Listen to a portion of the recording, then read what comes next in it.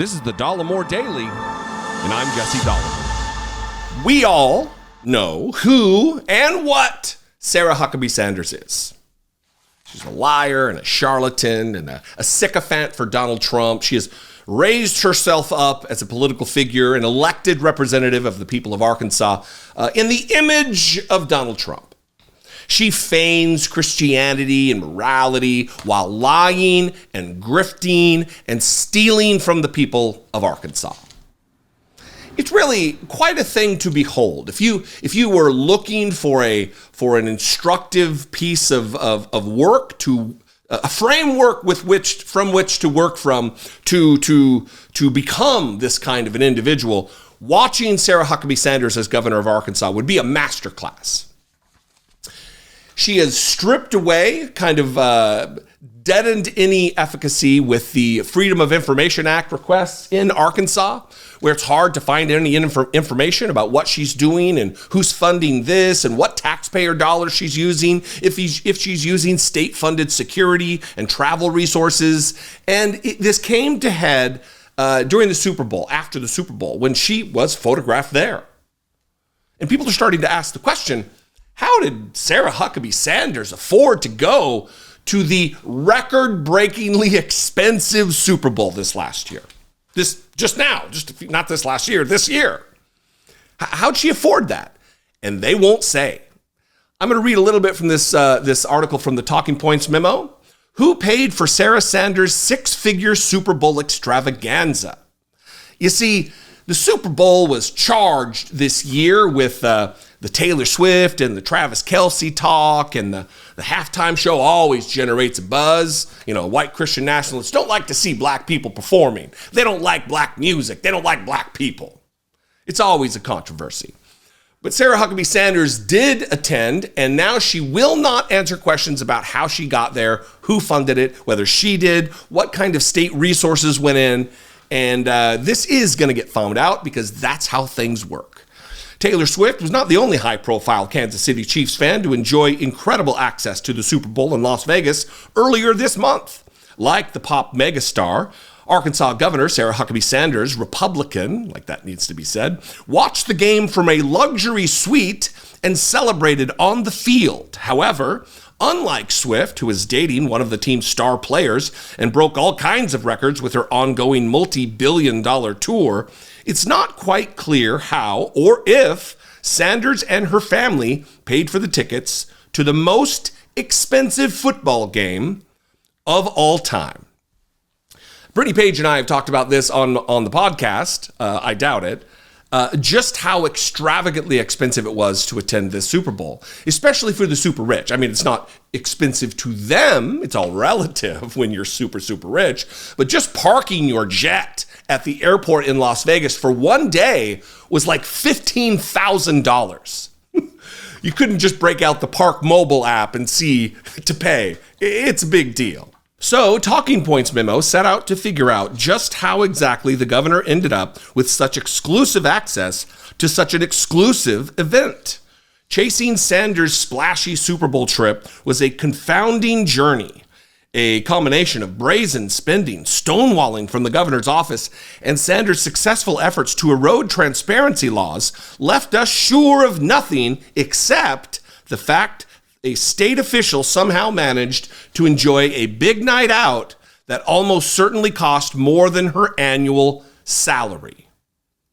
That should alarm everybody in the state of Arkansas, an historically poor state, not record-breaking because Mississippi's always right there, Louisiana's always right there, Alabama's always right there. Arkansas is in the running to be 50th in education, 48th in education, 50th in wealth, it's at the bottom of the barrel, and she is taking it upon herself to very possibly use taxpayer resources to go to this game. That is disgusting. That is immoral. That is reprehensible. On one level, Sanders was not at all shy about her very lavish evening with the victorious Chiefs. She posted a series of smiling pictures on Instagram that suggested an extraordinary amount of access to the game. But when her selfies provoked real questions about the blatantly obvious ethical implications that come along with a civil servant enjoying virtually the same amenities as a billionaire pop star, Sanders and her team shut down.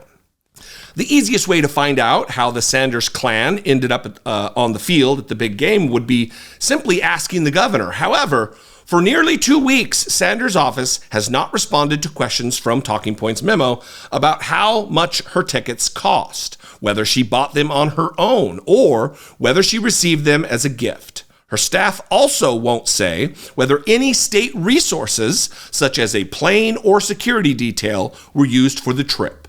Sanders also did not answer how she accomplished any official business for the people of Arkansas by cheering on a team from another state. These things are important because this was quite literally a big ticket item. Getting into this year's Super Bowl was almost cartoonishly expensive, and as governor, Sanders' ability to receive far smaller gifts is regulated to avoid bribery and corruption.